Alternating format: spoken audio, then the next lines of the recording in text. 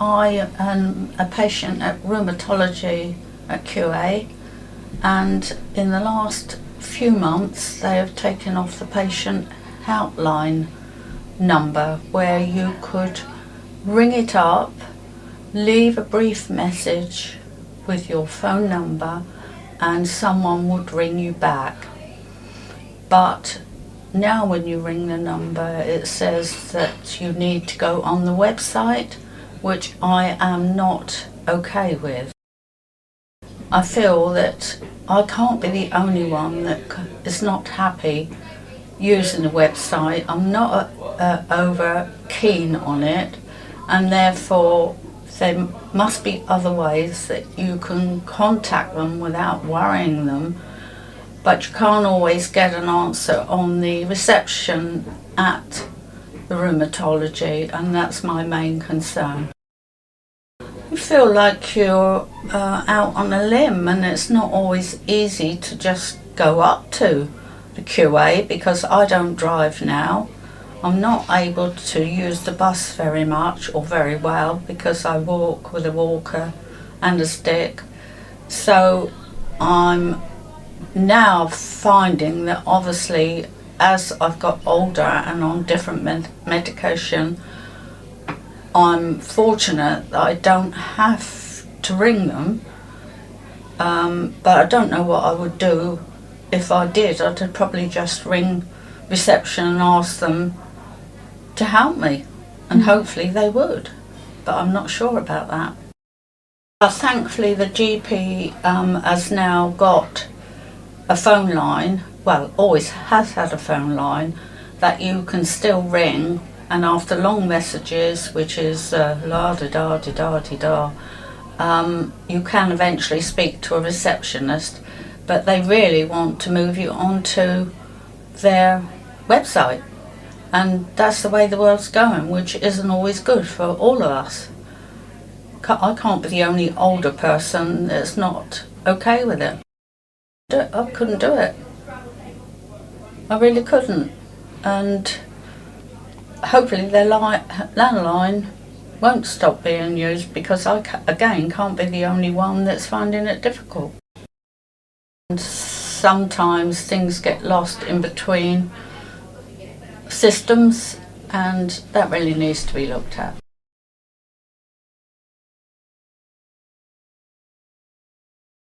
The barriers I feel is when I need to see the doctor and how I feel about trying to get an appointment. I worry about it because it's not instant, and we know that, and we don't expect to be because of the state of the NHS. But we persevere. The thing is, if I can just clarify this, that my husband always used to deal with that, and we were married 62 years, and then my husband passed suddenly after less than 10 days in the hospital. Like many people, he died of COVID, but it was a shock because he did most things like that. He did our prescriptions, so I didn't have to worry about them. So when the time came that I had to do them, I found it difficult. Still do at times. So I've only got my landline, and I know that in time I will have to have a telephone, I don't know what it's called, where I can just to take care of my health, that if I should suddenly have a fall, because I live on my own, that there's going to be somebody there. Technology now, I mean, if I wanted to know anything or do anything, my daughters quite happily, and my granddaughters quite happily do it for me. But you feel a bit lost.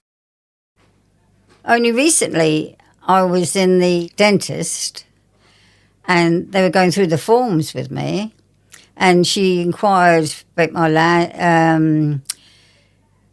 my landline number and all the other accessories as to do with technology. And I said, I didn't have this and I didn't have that. Haven't you got this? Haven't you got an email? Haven't you got that? No. Oh, my. It's as if you were an alien. And if I'm with a crowd and this comes up, and it does, where people talk about having modern technology, they say, we are the lost generation. We missed it because we were so concerned about what was going on. It wasn't bright enough or knew enough about. You didn't have what you know now because it was all sketchy. It was all new. I wouldn't like to say I've suffered because I haven't, because I feel I'd go back again.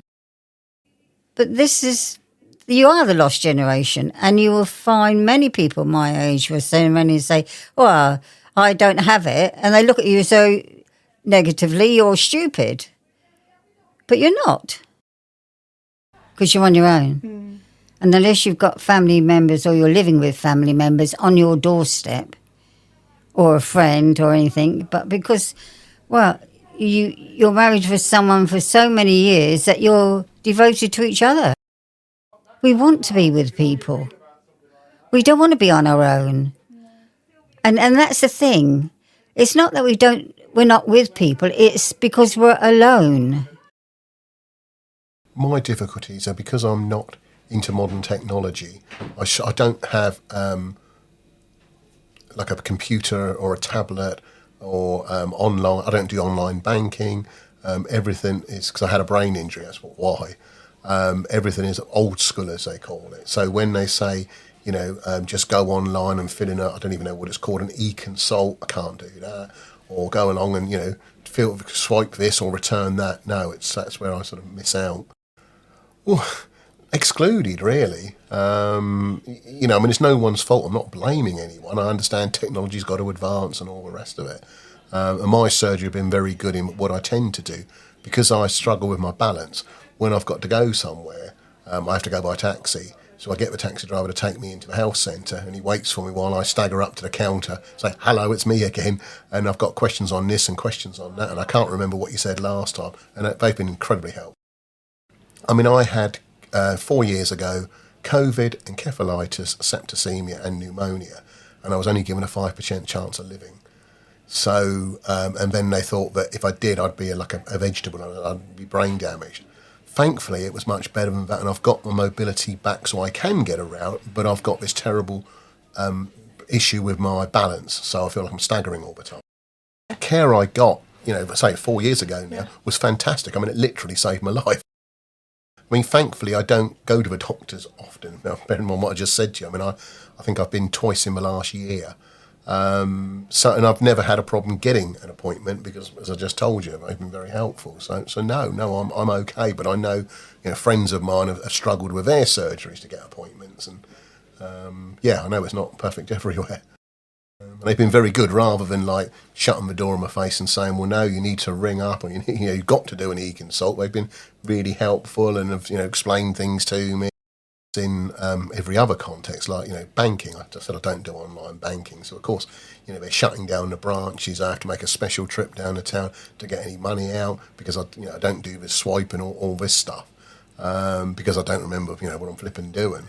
So that is, you really are excluded. I mean, I've got a friend to take me down to my branch the other day, and they literally waited with me while I saw someone went through it, got some cash, blah blah blah. So, getting around it, but you do feel vulnerable financially. To get to see Dr. Dunsford, I can't phone in, I've got to go online. I don't like it at all. Why can't I just phone for a doctor and see a doctor? I went in there the other day and she said to me, why haven't you phoned us up? I said, because I thought I'd come down to see you. I said, what's wrong with me? I can come down and see you. Nice to see you, Ross. Still didn't get in. I want to learn more. Yeah. I've got a tablet at home and I've got a mobile phone. And the tablet at home, I'm still finding it hard, and I want to saw a gentleman in there. I said, what you got there? Laptop, like you've got laptops. And I want to learn so much. Press the button, it comes up with all the answers, doesn't it? I wasn't with her for more than 10 minutes, not even that. And she said to me, keep taking the tablets. Lots of people get depression. I thought, well, yes, they do, but I get very bad days. So I've lost Derek and given up drink. Okay, I've been sober 15 years, but I still get bad days, and I feel like we all do. Mm-hmm. We can't sort of rise above how we feel, can we? But I'm finding now I've had some good help, but there is more out there. And loneliness is I get very lonely. It would make me feel a bit stressed because online takes a while. Then I think, well, why can't I talk to a doctor on the phone or, get a phone call for a doctor?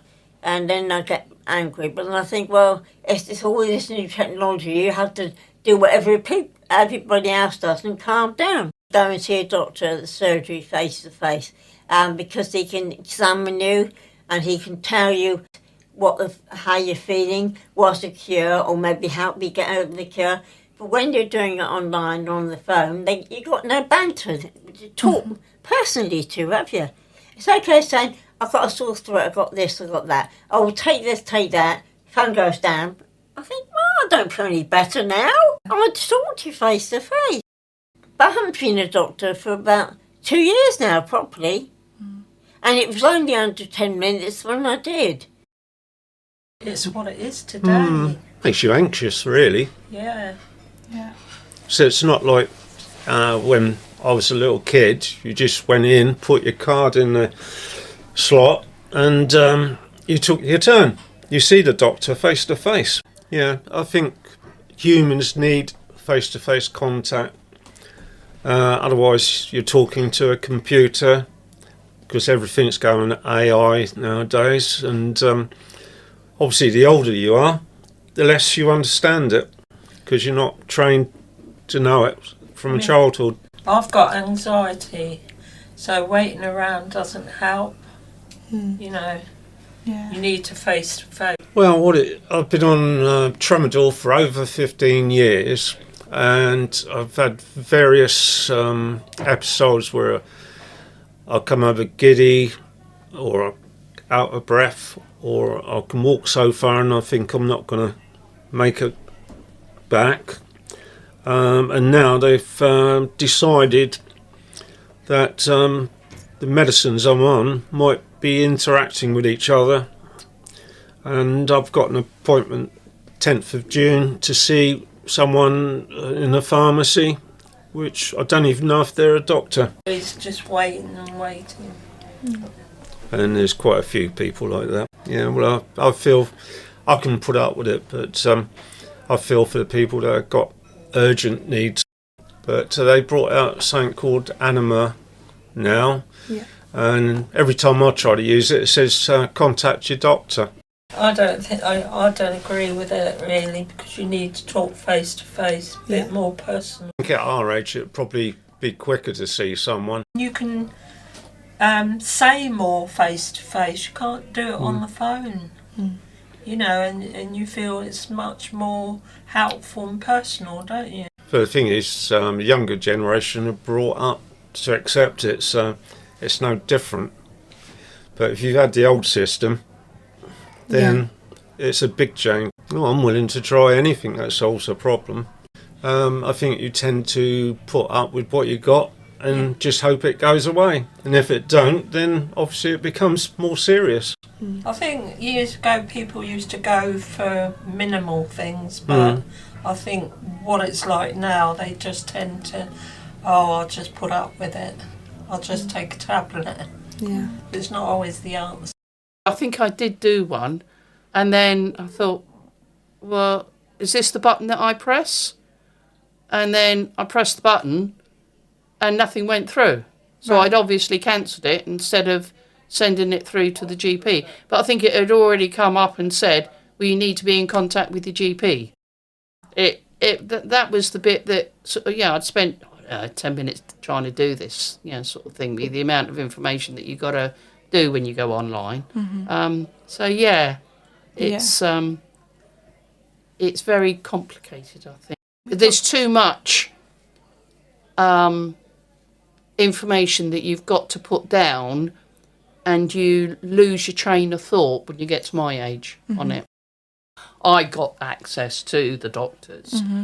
But a lot of people, I think, fall short there. Certainly my age group and above, unless they've got family that look after them well.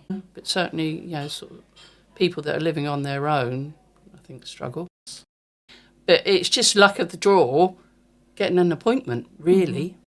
I think people get frustrated. Older people, I think, get very frustrated. But the lovely thing was, when I went in to see the doctor the second time, she said to me, "Do you live on your own?" So I said, "Yeah." So she said, "We're here for you." It's just, that reassurance. Yeah. And her listening to me and seeing me face to face. And she said, "This is why we need to see people face to face."